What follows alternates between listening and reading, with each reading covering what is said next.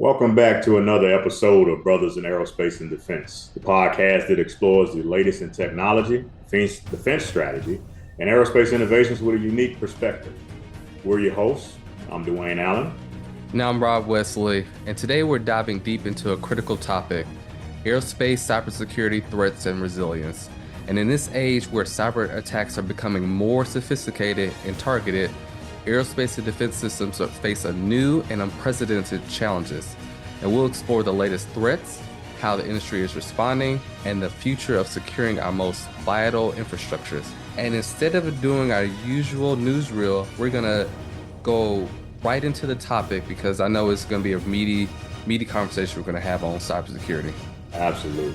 Let's get into it. Before we discuss the defenses in place, it's essential to understand the evolving threat landscape around cyber security, right? Cyber attacks are not just about data breaches anymore. They're about sabotaging critical systems, right? They're about compromising safety and in some cases impacting national security. Aerospace and defense industries are particularly vulnerable because of their reliance on highly sophisticated technologies. Aircraft systems, missile defense systems, satellite communications, and unmanned systems are all involve complex networks that are attractive targets for adversaries, whether it's state-sponsored hacking groups or cyber criminals seeking financial gain. The scale of the disruption is very alarming. Absolutely, DeWayne, and the types of cybersecurity attacks targeting these systems are more advanced than ever. A few years ago, we were looking at ransomware and data breaches, but now we're seeing more attacks targeting the very infrastructure that controls these military operations. And if you think of the 2007 cyber attacks in Estonia, but now you imagine what's happening in the US defense grid. We're talking about attacks that can shut down communication channels or disrupt the functioning of critical systems in real time. Yeah, and just think about right now today, during this time, we're worried about what's happening with our FAA systems around the country, right? They're prone for cyber attack. And the impact on those attacks are not just hypothetical, right? In 2020, the SolarWinds cyber attack, which impacted the US government military networks and revealed how vulnerable our systems, how secure our systems were. And that was felt across the entire defense landscape. I remember that day. And the abilities of attackers to infiltrate and manipulate the supply chain has raised alarms all across sectors, but especially in defense, where security is paramount.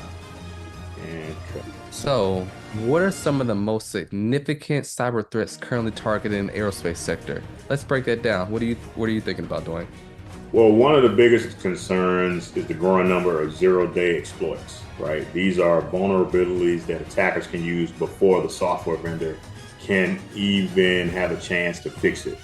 Think about what happened with the breach last year for Delta Airlines that slowed down everybody. Think about what happened over the holidays for a lot of us when we all were traveling, that just shut down the entire systems across the way. And in aerospace, this means potential weakness in the systems, right? And the satellite and the communications and the navigation controls that attackers can target without even detection. And that's terrifying, honestly. When you think about it, it's your own personal data, your personal credit card information, and even our, like you said, government landscape and defense systems. But we've also seen an increased attention on artificial intelligence and machine learning vulnerabilities. So everything autonomous is wide open.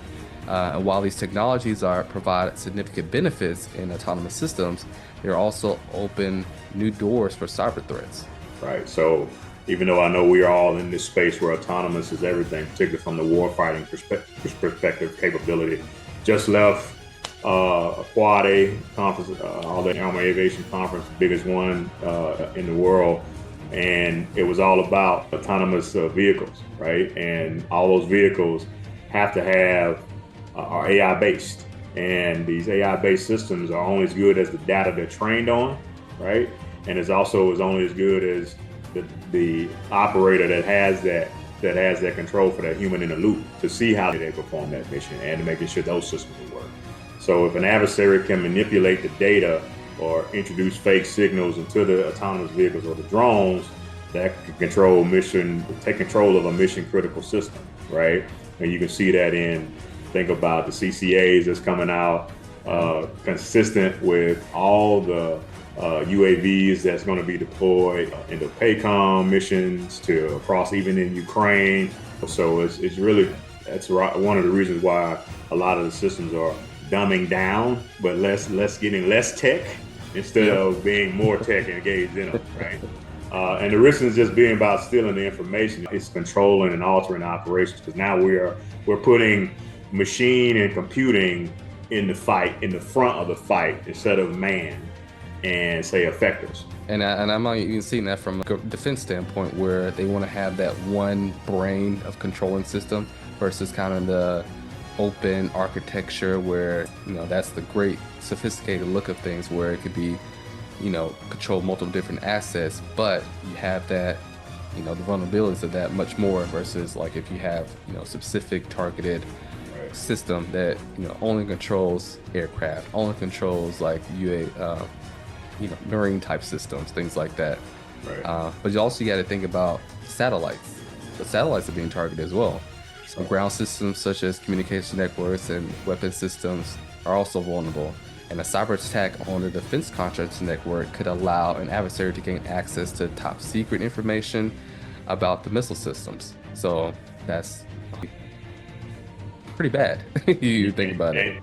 And that's the story of my past life, right? So definitely important with that. Critically, that you talked about the networking systems and the open architectures, right? MOSA and SOSA is, if we're not there and doing anything around from a AT perspective and ensuring that we are moving ourselves to protect those things, it's critical.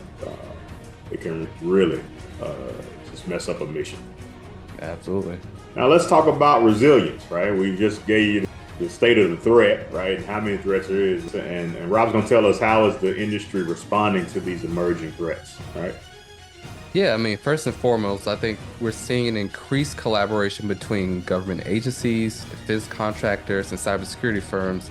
Not only just the big, defense contractors are in this space anymore. You're seeing a lot of privatized firms, a lot of startups are making waves in this space, because who's bringing the technology to market the fastest? That's the DoD's greatest mission right now. It's like, how can we advance the technology the fastest? In their minds, the best budget, with the budget in mind. So, the DoD has introduced a number of initiatives aimed at enhancing cybersecurity within defense systems, and that's including the Cybersecurity Maturity Model Certification, the CMMC program. But this program is really designed to ensure that defense contractors meet specific standards to safeguard that sensitive data. And you also think about even the rise of new companies like a Palantir. They live in that space, right? They're gonna keep going. So it's a bunch of smaller, quick, fast firms that's in that space, as well as some of the Adson Technologies, a bunch of new firms or even more commercial-based firms that's getting into that space. And when you speak in the standards, right, you also see a shift in how aerospace companies are integrating cybersecurity into their product development lifecycle, right, rather than treating it as an afterthought, right? Exactly. And the aerospace firms are adopting that security by design approach. And that's incorporating a robust cybersecurity features from the very start of the system development, which, in my eyes, is critical when you think about a system design. And this includes things like end-to-end encryption for communication systems, the multi-factor authentication for access to the control systems, and the fail-safe mechanisms in case of a breach. So you have that three-pronged, wraparound effect on protecting that communication channel. And a lot of these companies are also building resilience into the systems with the redundancies and the backups to ensure that if one system is compromised, then there's a backup to maintain that operational continuity. Right, and then we just got to talking about the AI on the defensive side, right? That's on how we defend, but let's talk about, it's also AI, the role of AI in the offensive piece of this, of doing the protection itself, right? And so it's, the role in security. So it's being used to monitor these defense systems real time, sharing that data, bringing those data in front and foremost, and then creating the the actual blockages for the threats that could occur based on the databases that has been developed, and it's updating itself real time. So it's almost having its own virtual cyber defense team on the offensive side, right? That's always moving, never sleeps, always getting smarter as you move that forward, right? Exactly. I mean, someone have to sleep, but machines, they don't have to sleep. So that's the perfect scenario on that front. So when you think about AI-driven security systems that are helping to detect intrusions faster than ever before, they can utilize massive amounts of data and recognize patterns of that malicious behavior, often identifying the threats before they become full-scale attacks, which is, kudos to all the designers out there creating these type of technologies. But moreover, these AI systems are also constantly evolving. So learning from new threats and adapting to outsmart these attackers that are constantly evolving their learning patterns, things like that, to attack and not only just play defense, but also play offense while playing defense. Yeah, so just from those computer engineers out there, they're going to be screaming instead of more requirements, they need more compute now. So here come the processing need. Here it comes, right? So we told you about the defensive, we gave you the marketplace, we gave you we talked about the defensive, and we talked about the offensive. Let's talk about what's happening in the future, right? And so what does the future look like for cybersecurity in these sectors, right? And what are some of the cutting edge developments on the horizon, Rob? So the next frontier of aerospace cybersecurity is really around quantum computing. While it's still in the early ages, quantum encryption could revolutionize the way sensitive aerospace data is protected. And the sheer computing power of quantum systems will allow for encryption methods that are far more secure than anything we have today. So for that aerospace industry, this could mean virtually unbreakable communications between aircraft, satellites, ground systems, marine technologies, land systems, Army, those type of systems for the Marine Corps and the Army. So just think about all that being a lockdown, protected communication channel. Yeah, that's fascinating, but it also leads to a broader question of what's the real weapon for me as well from a future perspective, right? How quickly the industry across both industries are adapting to these emerging technologies, and not just to improve the systems, but to secure them against the threat, right? But from a business perspective, the future is equally important, right? You, the tech guy, do the business piece, and cybersecurity is growing to it's a multi-billion-dollar market. It's going to probably grow almost to $1 trillion market just because of all the aspects of it, both from defense and commercial applications, and anything that has a computer, anything that's using sending off a signal. Guess what? Particularly in this cyber war, you better have it better be secure. And with government spending projected just from a cybersecurity perspective, or the budget is already set up, it's going to be $200 billion by 2026 from a growth perspective, right? And for professionals in the space like me and you, that means that the investment in cyber-related R&D skill sets, it's going to be it's a sharp increase in demand for cyber savvy engineers, right? And the critical opportunities can be tied to not only national security, but commercial applications, commercial places. We both know, with our engineering background, how many of our friends who are in IT who jump straight to cybersecurity, right? And are making bank, right? And they not hurting at all, right? And also how that has really catapulted them into the front, where they're becoming CIOs and chief security officers, getting all those certifications, as well as there isn't much the barriers to do it. Like, you don't have to have a 40-year degree to have the expertise to get into the marketplace, right? You can get a two, and it's even right. And it's even morphed into like the new role of CISO, so the Chief Information Security Officer, which right. That shows you how important cybersecurity is these days, because it's more from the CIO, CTO, and now it's like its own little lane right now, as far as the gravity for it. But as you also think about new technology coming out, air taxis are right around the corner, right? Drone deliveries are already doing. So it's like all those have to be protected from a cybersecurity standpoint, because based off of location alone, let's say you're roaming around DC, you don't want anything getting near the White House in that airspace. from a drone delivery, air taxi. So, these systems have to be really locked down and tight because of criminals that are going on right now. You So definitely want to hear Reagan either, right? exactly. Reagan or any airport at this Any point. airport, right? Or Andrews, anything that's over there. Yep. But really the challenge is really staying ahead of the criminals who are constantly evolving and innovating. And that's race attackers, defenders, and the key is really staying ahead, but also constant vigilant around the continuous improvements to the security systems and the collaboration across the various sectors. Right. And like I talked about, as we move towards these increasingly autonomous systems, you were talking about air taxes. I was just thinking about regular taxes, like right? That's real, right? You go to Austin, Texas, you can get your Waymo now, right? So all those things are very real. And then for that cutting edge cybersecurity is even becoming more and more critical because it's really a part of our day-to-day lives. We all have these now that we carry, got ours in them, as well as all our systems that we have that's jumping, getting on the internet to go perform things we have. So we have to ensure that not only our personal security but our national security systems are built to withstand the most sophisticated of these threats. And before we wrap up today's episode, let's quickly recap some of the key takeaways. On my mind, 3 key takeaways come to mind. So one being that cyber threats are evolving. So these cyber attacks on aerospace systems are becoming more sophisticated with increasing risk to satellite communications, aircraft, and military infrastructure. And then the second one is you have the zero-day exploits and the AI vulnerabilities. So these attackers are targeting new vulnerabilities, including zero-day exploits and the AI-based systems that are critical to aerospace and defense. And lastly, rounding out for myself, the security by design.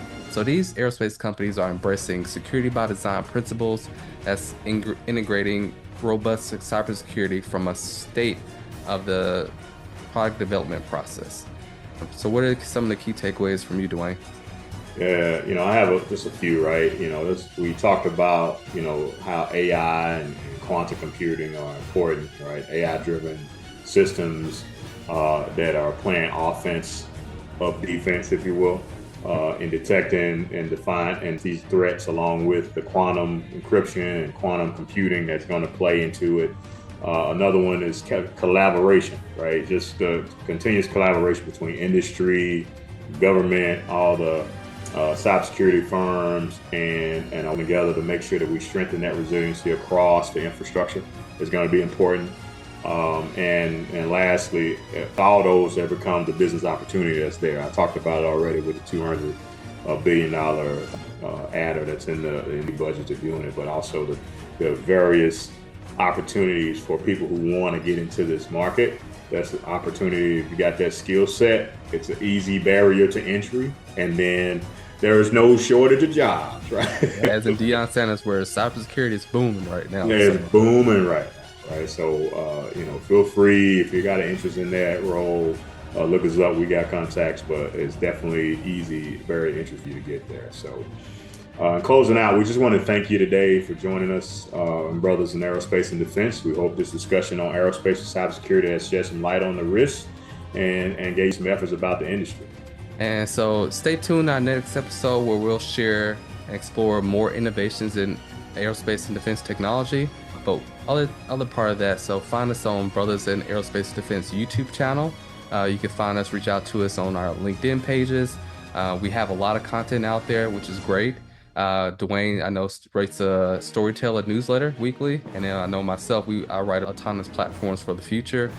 So those are 2 great spaces if you want to learn more about business and also technology. But until next time, stay focused, stay inspired, stay committed to building the future of aerospace and defense. Have a good one.